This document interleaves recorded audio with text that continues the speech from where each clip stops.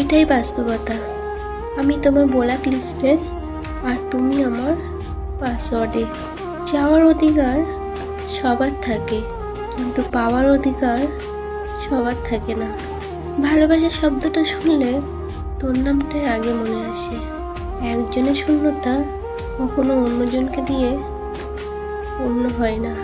আমি তোকে পাওয়ার স্বপ্ন দেখি, যেমন অন্ধ মানুষ স্বপ্ন দেখে দুটি চোখের।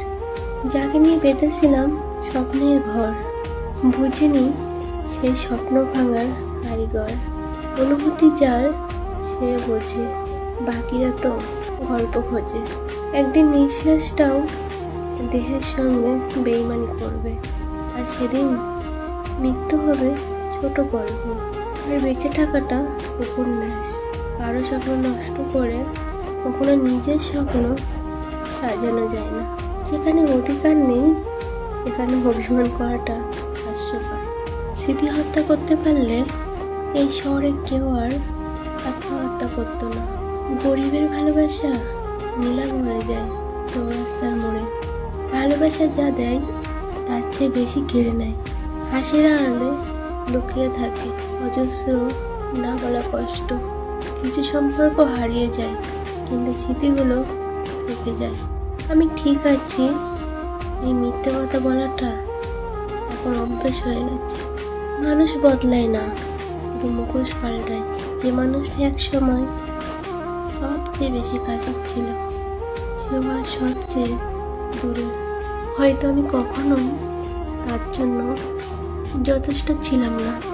মন বোঝার মানুষটা নেই বলেই এখন একা থাকতে শিখেছি। কখনো কখনো চুপ থাকা সব কিছু বোঝানোর সবচেয়ে ভালো উপায়। যাকে সবচেয়ে বেশি ভালোবেসেছি সেই সবচেয়ে বেশি কষ্ট দিয়েছে।